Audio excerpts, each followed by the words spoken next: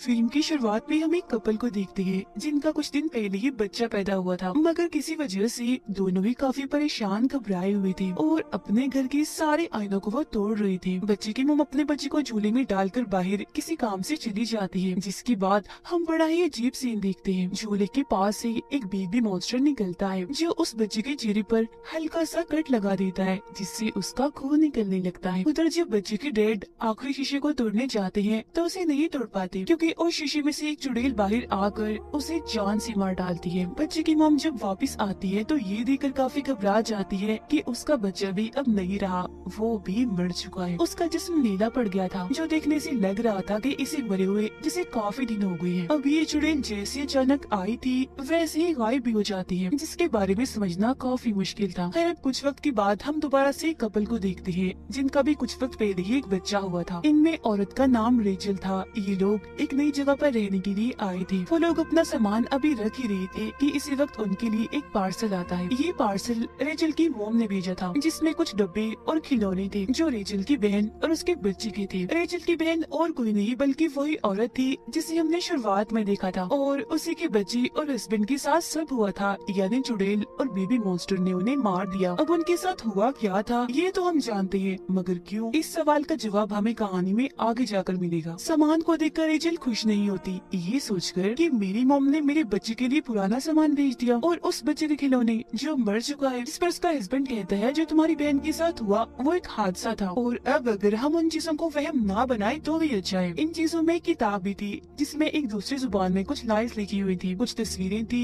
और एक धुन भी बनी हुई थी। अब रेचल को तो ये जुबान समझ नहीं आती थी, मगर उसके हस्बैंड को थोड़ी बहुत आती थी, इसीलिए वो किताब को चेक करके बताता है कि ये जो लाइन्स और धुन है ये ललाबाई है, एक लोरी है। अब रेचल उसे गुनगुनाने लगती है, मगर एक कॉल की वजह से वो चुप हो जाती है और किताब को बंद कर देती है। अब कुछ दिन ऐसे गुजर जाते हैं। उनका बच्चा बाकी बच्चों की तरह हमेशा रोता रहता है, सोता भी नहीं है, इसलिए दोनों काफी परेशान हो गई थी। परेशान भी क्या, थक गई थी। ये सोचकर कि बच्चों को पालना आसान नहीं होता, दोनों ही अपने अपने काम से छुट्टी लेकर अपने बच्चे का ख्याल रख रही थी। रेचल एक बिजनेसमैन थी, जबकि उसका हस्बैंड एक आर्टिस्ट होता है। आज उसकी आर्ट्स, उसकी कला की एग्जीबिशन थी, यानी उसकी नुमाइश हो रही थी, इसीलिए उसका हस्बैंड काम पर चला जाता है और रेचल अकेली उसका ख्याल रखती है। वो उसे चुप करवा कर शांत करके सुलाने की कोशिश करती है, मगर वो सोता ही नहीं। फिर जब वो उसके लिए बेडशीट निकाल रही थी तो उसे वही किताब मिलती है जिसमें वो लोरी लिखी गई थी। उसे अब जैसे रेचल गुनगुनाती है तो उसका बच्चा अब बड़े ही आराम से सो जाता है। पर ठीक इसी वक्त पर हम देखते हैं कि घर की एक शीशे पर दरारें पड़ रही है, जो काफी अजीब था। रात को जब उसका हस्बैंड काम से लौटता है तो रेचल उसे बताती है कि मैंने बेबी को लैलाबाई लोरी सुनाई और वो बड़े आराम से सो गया, जिससे वो भी काफी खुश हो जाता है। इसके बाद वो दोनों सो जाते हैं, जिनके पास में बेबी स्क्रीन रखी हुई थी जो उनके बच्चे के कमरे की थी। जहाँ तभी अचानक एक चुड़ैल झूले के पास से निकलकर उसके पास आने लगती है। रेचल को महसूस होने लगता है कि बच्चे के कमरे में कोई है, इसलिए वो फौरन उसके कमरे में जाती है, पर वहाँ पर तो कोई भी नहीं होता। लेकिन अलमारी का दरवाजा खुला हुआ था, जिसे चेक करने पर उसके अंदर भी कुछ नहीं होता। रेचल जब बेबी स्क्रीन को देखती है तो उसे लगता है कि शायद ये खराब हो गया, इसलिए वो उसे कचरे में फेंक देती है। बाहर जब वो आ रही थी तो उसे हर जगह हलचल होती हुई महसूस होती है। वो पूरे घर को चेक करती है पर उसे कुछ भी नहीं मिलता। वो फिर जब शीशे में खुद को देख रही थी तो हम उसके पीछे चुड़ैल को भी देख पाते हैं जो उस पर नजर रख रही थी, पर रेचल उसे नहीं देख पाती। इसके अलावा उस टूटे हुए शीशे पर और भी दरारें आने लगती हैं। उसका हस्बैंड जब नहा रहा था तो रेचल उसके पास आती है, पर तभी उसे आईने में वही चुड़ैल दिखती है, जिससे वो काफी डर जाता है और उसे साइड पर धक्का देता है। इस चीज से रेचल काफी नाराज हो गई थी। इसके बाद वो जाती है नई बेबी स्क्रीन लेने के लिए, जहाँ पे उसे अचानक अंधेरा दिखता है, जिसके साथ साथ वो चुड़ैल भी जो उसे डरा रही थी, जिसे देख रेचल बहुत ही ज्यादा डर जाती है। जिसका मतलब था कि इनके घर में जरूर कोई अजीबोगरीब चीजें होना शुरू हो गई हैं, जो सिर्फ घर पर ही नहीं बल्कि बाहर भी हो रही है।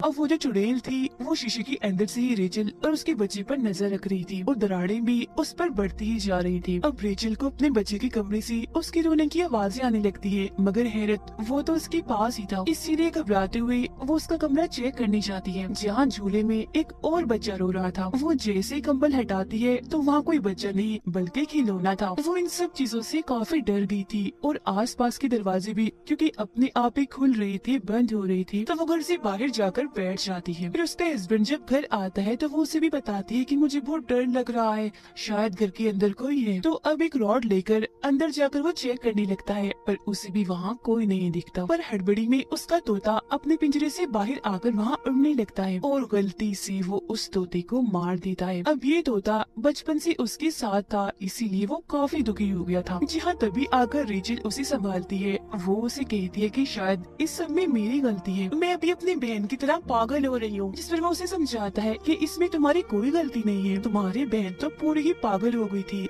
जिसने हफ्तों तक अपने बच्चे की लाश को ढक कर रखा। तुम तो उसके जैसे बिल्कुल भी नहीं हो, तुम मत घबराओ। अब वो बताती है कि मुझे कोई चुड़ैल जैसी औरत दिखती है जो मुझे डराती है। जिस पर उसका हस्बैंड उसी किताब में रेचल को एक औरत दिखाता है और पूछता है कि क्या यही वो औरत है, क्योंकि ये मुझे भी दिखी थी जब मैं नहा रहा था। और ये किताब वाली औरत और कोई नहीं बल्कि वही चुड़ैल थी। दोनों ही काफी टेंशन में आ जाते हैं, पर किसी तरह खुद को संभालते हुए वो ये फैसला करते हैं कि जो कुछ भी है हम इसे साथ ही झेलेंगे और मिलकर ही इसका खात्मा करेंगे। अब रात को रेचल के हस्बैंड को अपने बच्चे के रोने की आवाज बाहर से आती है, जबकि वो तो उनके साथ ही सोया हुआ था। तो वो नींद में उठकर अपने बच्चे को चुप करवाने के लिए चला जाता है और घर से बाहर उस जगह पर आ जाता है जहाँ इन्होंने किताब को फेंका था। दरअसल रोने की आवाज इसी किताब में से आ रही थी जो उन लोगों को अपने पास बुलाना चाहती थी। और अब उसका हस्बैंड किताब को लेकर वापिस आ जाता है। सुबह जब रेचल सो रही थी तो उसके पास उसका बच्चा भी था जो अचानक से ही गायब हो जाता है। बच्चे की आवाज चादर के अंदर से आ रही थी, इसीलिए वो अंदर ही अपने बच्चे को ढूंढने लगती है। जहाँ उसे अपना बच्चा मिल तो जाता है मगर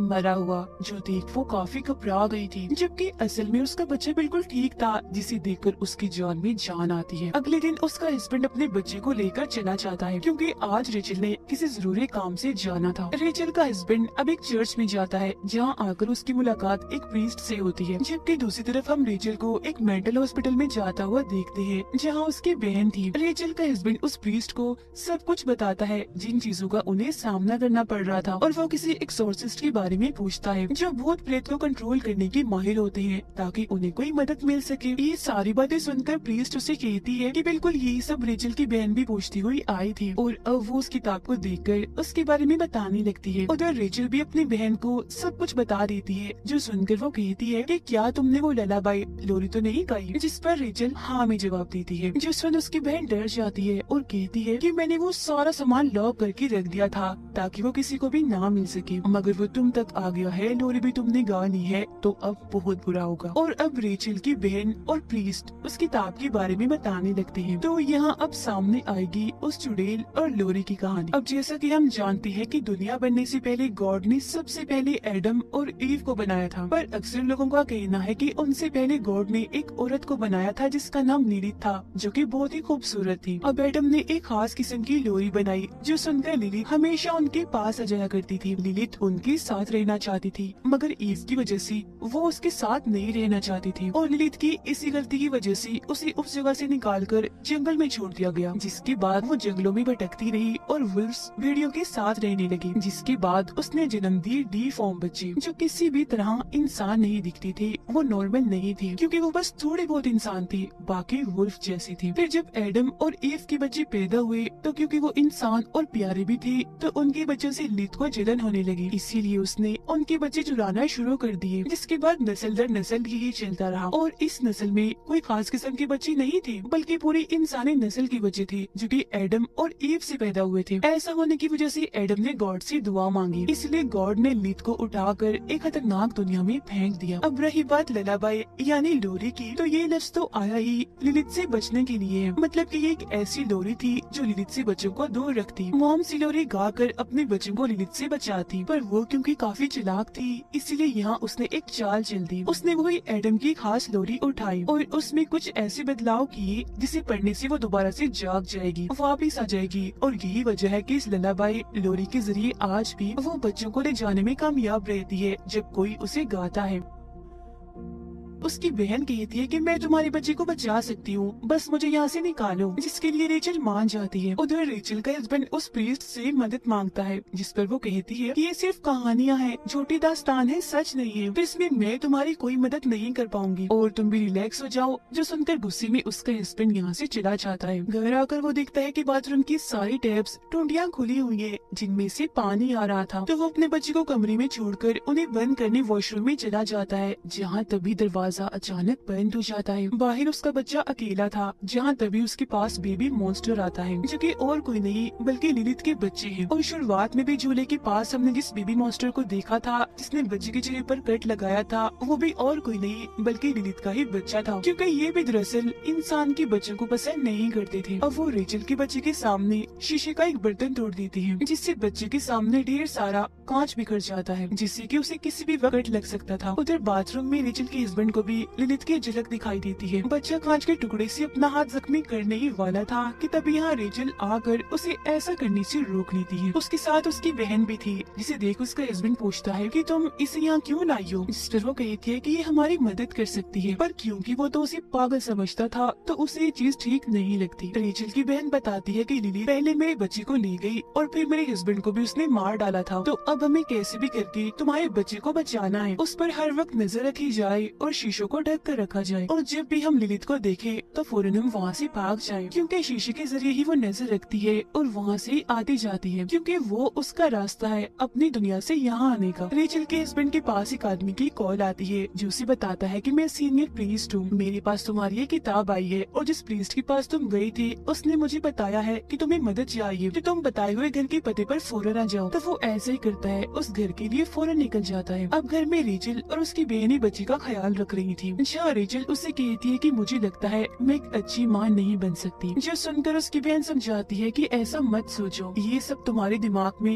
लिलिथ ने डाला है, ये उसकी चाल है, क्योंकि ऐसा करके वो तुम्हारे भरोसे को तोड़ना चाहती है, जिसके बाद वो आसानी से तुम्हारे बच्चे को ले जाएगी, तो इसीलिए तुम्हें हिम्मत और भरोसा रखना होगा। रेचल का हस्बैंड दिए हुए पते पर पहुंचकर सीनियर प्रीस्ट से मिलता है, जो किताब चेक करके उसे बताती है कि इसमें जो लोरी लिखी है वो किसी ने गाई है, जिस पर वो कहता है कि हाँ मेरी वाइफ रेचल ने गाई थी, जिसके जवाब में प्रीस्ट कहते हैं कि इस वजह से अब तुम्हारा बच्चा लिलिथ की नजर में है, तो सबसे पहले तुम्हें अपने बच्चे को लिलिथ से बचाना है। और हाँ, वो बच्चे को सीधा डायरेक्ट आकर नहीं ले जाती, उसे नहीं मारती, बल्कि उसका प्रोसेस किसी रिचुअल जादू की तरह होता है, जिसे पूरा करके ही वो बच्चे तक पहुंच सकती है। इस रिचुअल में 3 स्टेप्स होते हैं, जिनके पूरा होते ही इस दुनिया का दरवाजा खुलता है और वो आ जाती है। पहला स्टेप था उस लोरी को गाना, फिर दूसरा घर में किसी जानवर परिंदे का खून बहना, जिस पर फौरन रेचल का हस्बैंड कहते हैं कि हाँ मेरे तोते का खून बहा था, वो मर गया है, जिसका मतलब था कि अब आखिरी तीसरा स्टेप ही बचा है रिचुअल पूरा होने में, और वो है उनकी बच्ची का एक बूंद खून बहना। जब ऐसा होगा तो लिलिथ उसे लेने आ जाएगी, यानी कि शुरुआत वाले बच्चे को जो कट लगा था उसके खून बहने की वजह से ही लिलिथ उसे ले जा पाई थी, और ये सब और कोई नहीं बल्कि लिलिथ के बच्चे करते हैं। और उन्होंने रेचल के बच्चे के सामने भी ग्लास का बर्तन इसलिए तोड़ा था ताकि उसका खून बहे और रिचुअल पूरा होते ही लिलिथ आकर उसे ले जाए।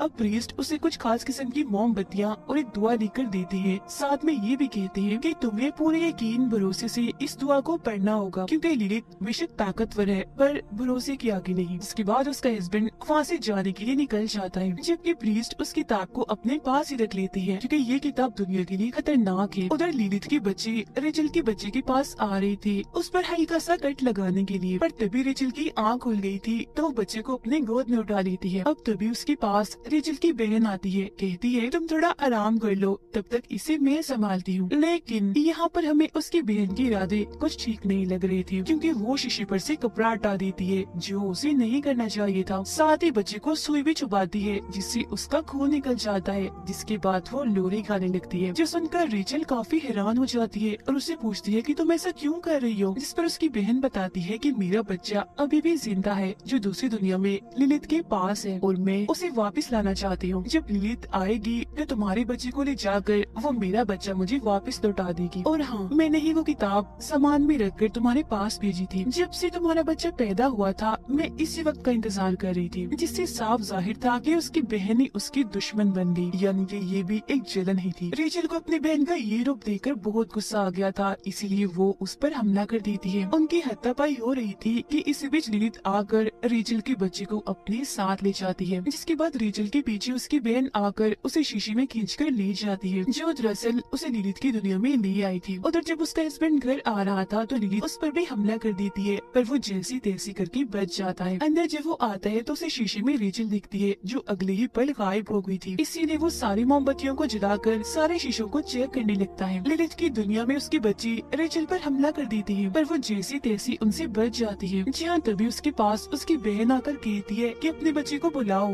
पूरा यकीन यकीन से, क्योंकि ऐसा करके ही हम उसे ढूंढ पाएंगे और दोनों बच्चों को बचा पाएंगे। अब रेचल जैसे अपने बच्चे का नाम लेती है तो उसे उसकी आवाज भी आने लगती है, जिसका वो पीछा करने लगती है। लिलिथ फिर रेचल के हस्बैंड पर हमला करने के लिए आती है और उन मोमबत्तियों को भी बुझा देती है, मगर जब वो धुआं पड़ने लगता है वो पूरे यकीन के साथ तो मोमबत्तियां दोबारा से जल जाती है, जिस वजह से लिलिथ वहाँ से चली जाती है। उधर रेचल एक कमरे में जाती है जहाँ उसे अपना बच्चा भी मिल जाता है, पर तभी इधर लिलिथ आकर उस पर हमला करके बच्चे को उससे छीन लेती है। उसकी बहन भी वहाँ आ चुकी थी, जो लिलिथ पर हमला करके बच्चा लेती है और रेचल के हाथ में देकर कहती है कि जल्दी करो, भाग जाओ यहाँ से। खुद वो लिलिथ को रोकने में लग जाती है, पर अपनी खतरनाक लोरी को सुनाकर लिलिथ उसे भी मार डालती है। उधर जब रेचल भाग रही थी तो सारे शीशे टूटने लगती है, जिनसे बचने के लिए रेचल अब और भी तेज भागने लगती है। यहाँ उसकी मदद कर रही थी उसके हस्बैंड की दुआ करने की आवाजें, और अब इससे पहले उसके घर का भी शीशा टूटता वो पहले ही उसे पार करके वापस आ जाती है। अब लिलिथ भी उन पर हमला करने के लिए आईने से बाहर आने लगती है, पर अब वो दोनों मिलकर एक साथ दुआ को दोहराने लगते हैं और उसे इस दुनिया में आने से रोक देते हैं। इसके बाद लगता है कि सब कुछ शांत हो गया था,